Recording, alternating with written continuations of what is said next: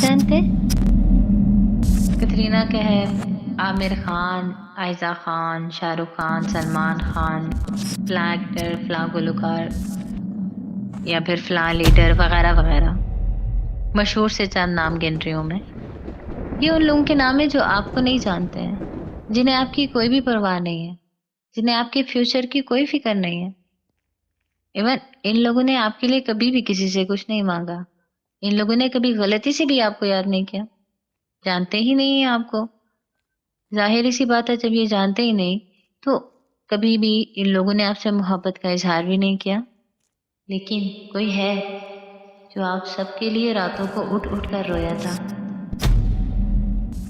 جس کو آپ کی فکر ہمیشہ ستاتی رہتی تھی، جس نے ہمیشہ اپنے اللہ سبحانہ تعالیٰ سے آپ کی جنت کو مانگا، جس نے آپ سے بے حد محبت کی ہے، جس نے آپ کے لیے پتھر بھی کھائے، جس نے اپنے آخری وقت میں بھی آپ کو یاد کیا ہے، اور جو روز قیامت بھی آپ کی شفاعت کے لیے رب کے حضور اپنی پیشانی سجدہ ریز کیے ہوئے ملے گا.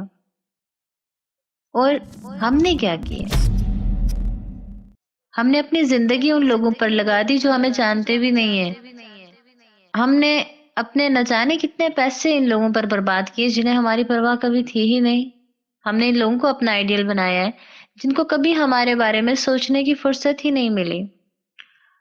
آج کے دور میں آپ کسی بچے سے کہیں کہ کوئی سے 10 جو فلم انڈسٹریز کے ہیرو ہیں ان کے نام بتاؤ، بچے نے فر فر سنا دینے آپ کو. فنگر ٹپس پہ اس بچے کو وہ نام یاد ہوں گے. لیکن اگر آپ اس بچے سے کہیں کوئی سے 10 صحابہ کے نام بتاؤ، پہلے تو اس نے شاید یہی پوچھ لینا کہ صحابی ہوتا کیا. آپ بچے سے کہیں کوئی سے اللہ کے نبی صلی اللہ علیہ وسلم کے 10 نام بتا دو، نہیں آتے. ہمارے بچوں کو نئی تربیتیں ہو رہی ہیں. ویسے بچوں کو جو دکھایا جا رہا ہے وہی ان کے مائنڈ میں جا رہا ہے. اب جن کے خیالات تک میں ہمارا کوئی نام نہیں ہے، کیا ہم نے اپنے پیارے رسول صلی اللہ علیہ وسلم کی زندگی کو جاننے کی کوشش کی ہے؟ کیا ہم نے اپنے بچوں کو سکھایا ہے ہمارے نبی صلی اللہ علیہ وسلم نے کس طرح کی زندگی گزاری ہے؟